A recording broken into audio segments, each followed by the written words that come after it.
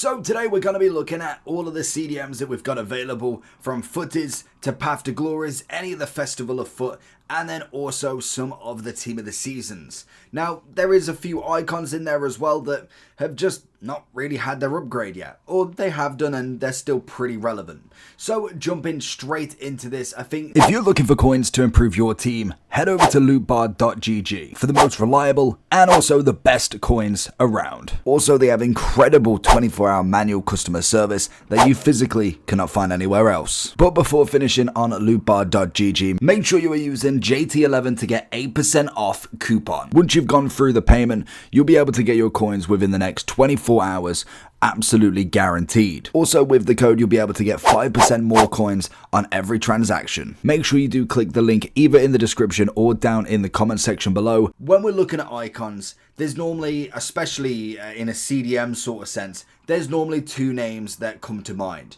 The first one would be the best version of our boy Patrick Vieira. I think that's a pretty easy one. And the second one would be the gigantic mammoth that is our man Hullet. Them two together as a CDM parent can always be very much like an R9 and a Cruyff, a Eusebio and a Pushgas. Now, they are absolutely in the top of the top. Like, they are number one, number two.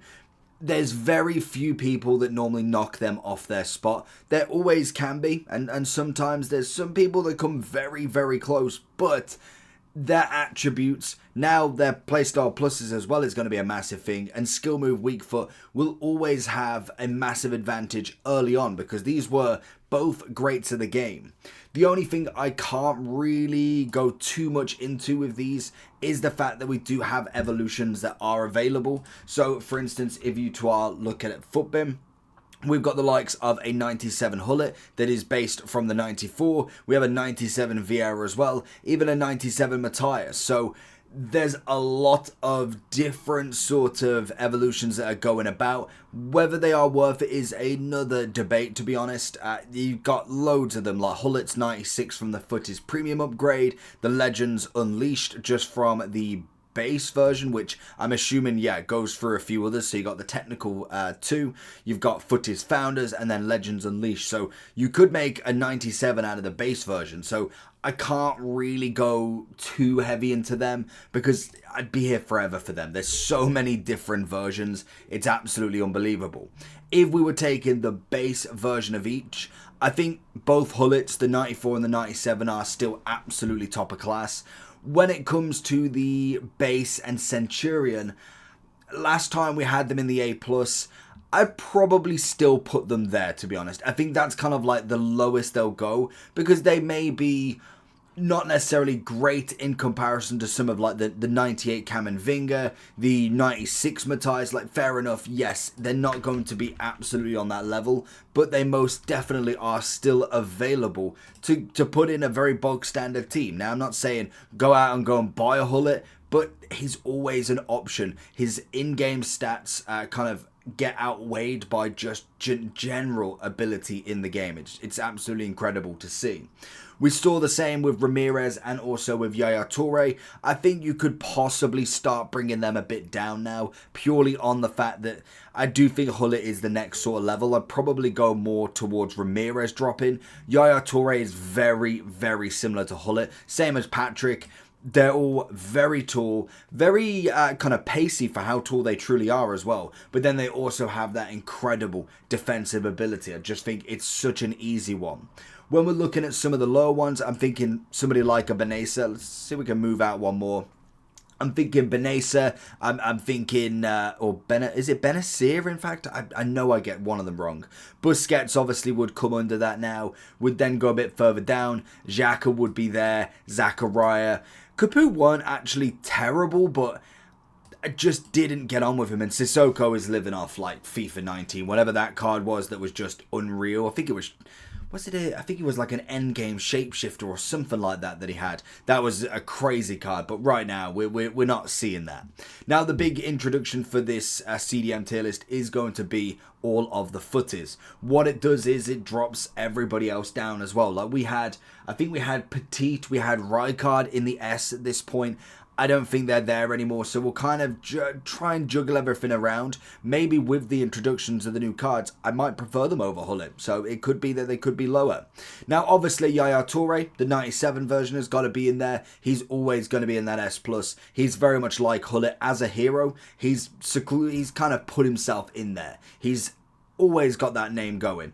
And Ramirez, yes, I'm going to go with S for him because I expected him to be so much better. I really thought he would be this absolute whirlwind of a Footies. And to be fair, he's still very good, don't get me wrong. I'm not saying that he's totally awful, but I would definitely go with Hullet, Vieira and Yaya over him at this point already. So we'll kind of go over who else. Like Camavinga is an easy one. Rating alone is incredible, but again, another one that is just effortless to play with. Now, he did get a very good rating upgrade. Up to 98 was just brilliant for him. But in general, the card is very good as well. Sometimes we see these 96s, 97s, and they got good stats. They look decent, but in-game, they don't really feel it, to be honest. Like kind of like Rijkaard and Petit now, when they first came out, decent, great stats, good playstyle pluses between them. Some obviously with 3, one with 4, but now it's starting to go downhill a little bit.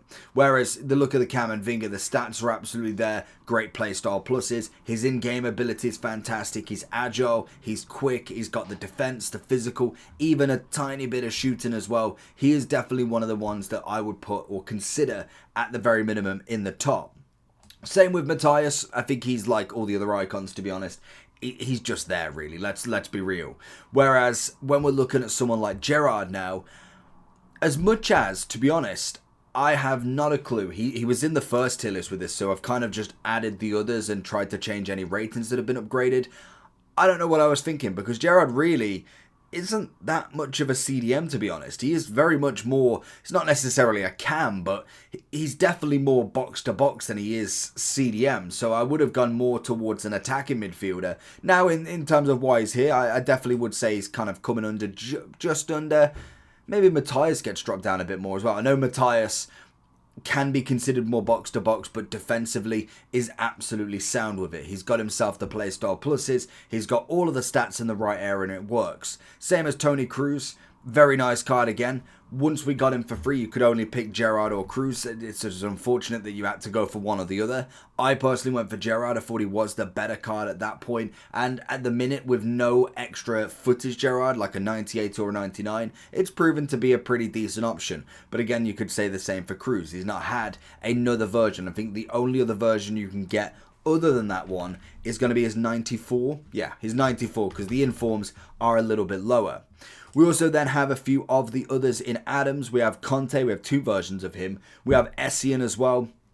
Essien is dying for a Footies, and I have seen there's a potential for a week 5 Footies. So EA normally like even numbers, so whether we see a week 6 as well, it's going to be very interesting, because normally the preseason is the last thing they go for, and it's normally like 2 to 3 weeks. We normally see it in September, kind of like the start of September, and it goes all the way towards the end. So whether we see another 2 weeks takes us to September then, to then kind of finish off Footies. It'd just be very interesting. Makelele could be another one that needs the upgrade. Xabi Alonso, I'd probably go for more of an S. I don't know if I'd go any more. I think S has been very lenient with him, especially with some of the big ballers that we've got going on at the moment. Conte and Kimmich, 2 team of the tournaments. They are new to the game as well. Both of them, I think, are absolutely up there. I don't know if I'd quite say any of them are in the S+. I do think they needed the upgrade, and I don't think, well, I'm pretty sure last time I checked, about a week and a half, maybe 2 weeks ago, Conte still has got the 2-star 3-star. I don't know if they meant it or not, because we got the 4-4 with the moments. Why it's reversed back, I don't know. It makes no sense to me. So, unfortunately, that's kind of where we're at. De Jong will obviously always be in there. Kind of then the lower ones we're looking at, it'd be now looking at your Rodri and your Rice. I think both of them, they could grasp, but no, they're just going to grasp. I think Oh, let's have a look at them, in fact, because we've got them two, and then we've got one upgrade on both of them. Now, you're obviously getting the extra playstyle plus with Rodri. With Rice, it was still a triple, so it just is what it is. Skill move-wise was still the same as well, 4-4 and a 4-5. We got, obviously, the same playstyle pluses. The stats were just pretty much 1s and 2s across the board, so it isn't necessarily that big of an upgrade. I am expecting Rodri to get a 99 at some point. I would have thought an SBC or something, being a man of the match in the final. No, wasn't weren't man of the match in the final. Probably man of the tournament, player of the tournament. I was thinking then, what was it called? So in terms of him, I could see him getting a big upgrade to finish off into that 99, but whether we see it yet is going to be the big debate, to be honest. We then have the likes of Conte and his normal card. I'd go one under now. I'd be looking at Oberdorf pretty much at the bottom. I think her Footies card definitely does her a little bit more of a service, to be honest. A 97, even if it is just a +1 upgrade. The actual stats playstyle plus upgrade is well worth it. And the fact that it was free, even better. We have got Valverde, Tchouaméni, and also Grace all going into that S+. I think that is an easy debate there. Tchouaméni has been brilliant this year. Valverde is a cracking upgrade. And then Grace is a lovely free card as well. But she was already in the good books from the gold card. She has been very versatile with where she plays. She's always been a very solid DM, and the 98 has been absolutely fantastic. The only thing I suppose you could have changed is maybe have another defensive playstyle plus, change maybe the relentless or first touch for intercept or slide tackle, as well as the anticipate. Could be a good option, to be honest. We have a few more in Adams. Adams, to be honest, is now kind of dropping down, to be fair. This is where I'm debating with Rice and Rodri, because I think they're all good. They're very, very good, but I don't know if I'd quite go into the S with a lot of them. I think Rabiot definitely puts himself up there, as well as Unana. Obviously, Grace is team of the season. A little bit on the lower side now. I think she got a big upgrade in there. Extra playstyle plus, lovely stats, the 5-5. She absolutely had everything going. We then have the likes of Stanway. I thought she was always been pretty decent, to be honest. Lemo would go up there as well, just because of the extra kind of stat upgrade. Ugarte, got to be there as well. I think you probably come down now, to be honest. I don't think he's going to go up there anymore. We've got McTominay. Where did I put him last time? I put him in an S. I mean, he's a decent card, but he fell off quickly. I think if he did manage to get a few more of them upgrades, managed to get the max, he might have been like an A+ and be a standard there, but I don't know if I'd quite go in that top end right now. I think the game has definitely started to change a little bit more, and it is favouring some of the old cards as well. We got Bruno G, easy S category, same as our man Bentancur.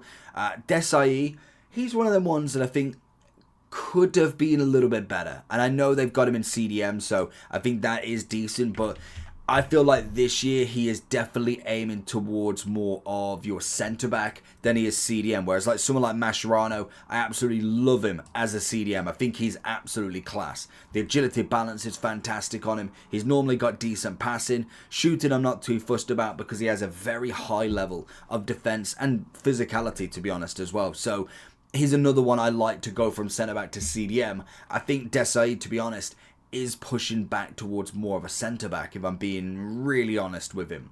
Douglas Luiz will be easy in S.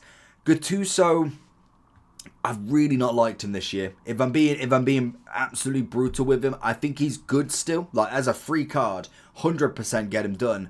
But after playing with him, and pretty much any version that he's had, I think, did he get Thunderstruck or was it Centurion?